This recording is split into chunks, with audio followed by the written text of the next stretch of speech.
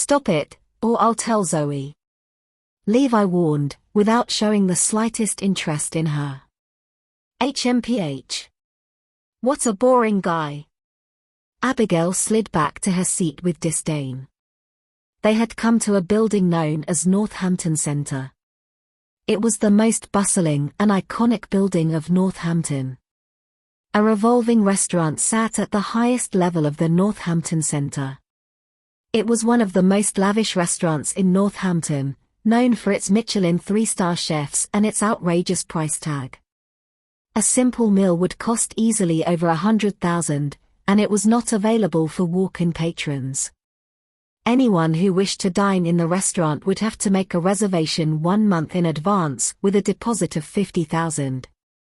The seats would always be snapped up in less than a minute every time they opened for reservations on their official website. It would take more than just mere cash to get a seat in the restaurant. Those who dined here were mostly wealthy businessmen and famous superstars. If one was lucky enough to grab a reservation, the restaurant would send a gold-plated dining card. It was regarded as a symbol of status if one could get to dine in the restaurant. Why did you take me here to Northampton Centre, Levi? I know you can't be here to look for some necklaces for Zoe's birthday. Abigail tossed her head and asked. Are you looking to make a reservation at the revolving restaurant? You are one smart girl. Levi complimented her with a smile. I know you're not the kind of guys who'd go for the same boring stuff like necklaces. Abigail winked at Levi. Why not we turn it into something romantic and special instead? However, she turned cautious all of a sudden. But do you know this restaurant would only accept reservations 1 month in advance? Besides, they require you to pay $50,000 as deposit. Oh, really? I didn't know they have such rules. Levi was surprised. He only knew that it was a famous restaurant, and nothing else. Not to mention those quirky rules. I know their rules because the owner of this restaurant is the father of my classmate. He has asked me here for a few times before. Abigail explained. I see. Levi nodded. But I didn't accept his invitation, Levi. Abigail was worried Levi might jump to conclusion. I'm not those who would give themselves away just because some guy takes them to some nice posh restaurant. Why are you giving me an explanation? Levi frowned. Hurry, we need to get to the restaurant now. I don't care what rules they have. Levi and Abigail made their way into Northampton Centre. The revolving restaurant was at level 88 of the building.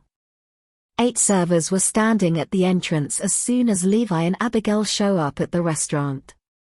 Do you mind showing us your dining card? The servers were under the impression that Levi and Abigail were here to dine at the restaurant. No, Levi shook his head, we're here to make a reservation. I'm looking to reserve the whole restaurant on the 3rd, that's the day after tomorrow. Abigail was in some kind of a bewitched state as she gazed at Levi. What a bold statement to make. To reserve the whole restaurant. I'm sorry, sir. Perhaps you are not aware of our rules here. The server explained patiently, we only accept reservations on our official website 1 month in advance, or you're not allowed into our restaurant. Didn't you hear what I've just said? Levi lighted up a cigarette. I said I'm going to reserve the whole restaurant the day after tomorrow. Cough. Cough. Cough. Levi's cigarettes were Warzone cigarettes. They were a peculiar kind of cigarettes with a strong tobacco scent. Just one puff was enough to suffuse the air in the entire restaurant with its weedy smell, which many of them had mistaken it to be from some cheap tobacco brands. Not to mention the way Levi was dressed in today was anything but lavish. The servers gave him a despised look. This place is not for you to mess around with. Do you know how much it would take to reserve the whole restaurant? It would cost more than all the money you could make in your entire life. That's right. Get out of here. This is not the place for paupers like you. All of our guests are wealthy and famous people. What makes you think you can compare yourself to them?